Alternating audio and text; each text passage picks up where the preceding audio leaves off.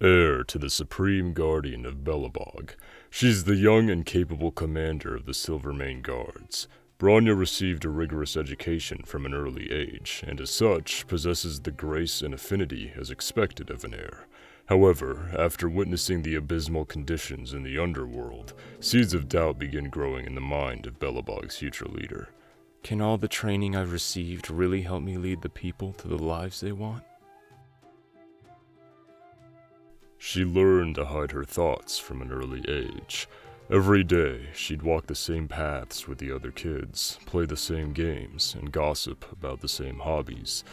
But she never felt taken over by the trivial and bland nature of life. She'd sit on a gray stone bench every time she was alone, looking up at the sky and imagining a perfect and complete sky unobstructed by that flat disk.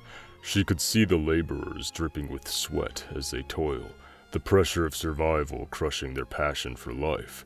Seeing the tired but earnest look in their eyes, she slipped into a quagmire of confusion. Is life really destined to be like this? Just as the vastness of the sky was dissected by that monstrous steel disc, perhaps the freedom she yearned for was also destined to be incomplete.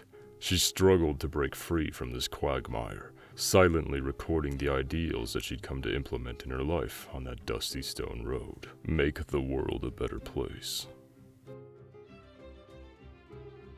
Sitting on her mother's lap, cold arms wrapped around her neck, she felt an indescribable sense of security.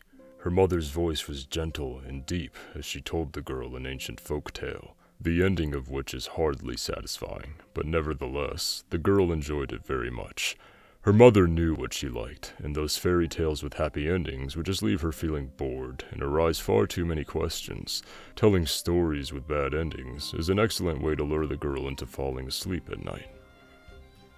Mother, why can't Lord Grey live a happy life like Catherine? Do you want him to be happy, Bronya? Lord Grey is a kind man. Kind people deserve to live a happy life. The conversation stopped there, but she remembered her mother's gentle smile. Years later, when she recalled that warm afternoon at Clepoth Fort, she felt that her mother's smile might have hidden a sliver of regret. From the moment she donned her Silvermane Guard armor, she was already prepared, but the first funeral she ever attended was still far more heavy than she could have ever imagined. It was her first time leading a campaign. In the northern ruins, the Silvermane Guards and Fragmenta monsters engaged in brutal combat. She led a crack squad of about a dozen soldiers deep behind enemy lines, fighting bravely until they ran out of ammo and food.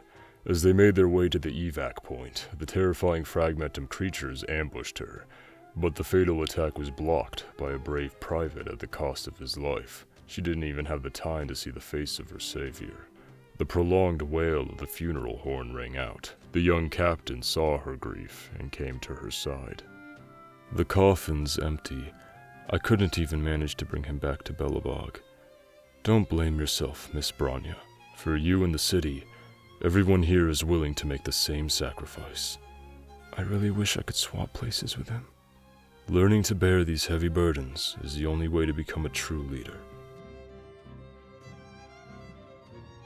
The woman paces back and forth in the room, and a door separates her from the throngs of people.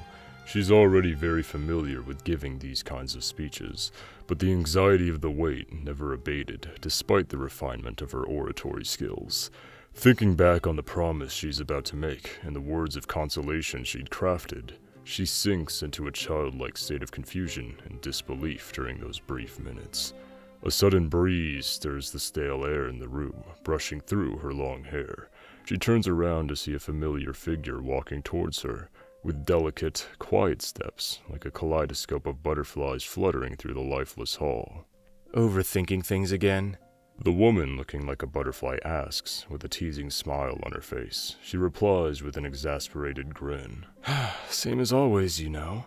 I'm nervous beforehand, but can play to my audience once on stage. Hey, don't screw this up. Those old fossils want to play politics and they're just waiting for an opportunity for you to slip up. Then I'll have to ask you to keep an eye on them for me. Hey, looks like time is up. The dull sound of gears gnashing and turning echoes in the hall.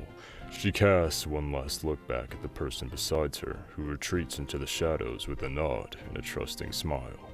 The door creaks open, and a beam of warm light shoots into the hall, lighting up her face. What follows are deafening applause and cheers. Whew. Let's go, Bronya. Remember, the war with the monsters cannot be won by retreating. We are the last defense, the final iron wall between them and Belobog. We cannot retreat under any circumstances. She looks up to see the frozen earth and endless winter ahead. Business as usual. Only that the figure at which she had been gazing is gone. An old photo lies on the far end of the table in the Guardian's residence.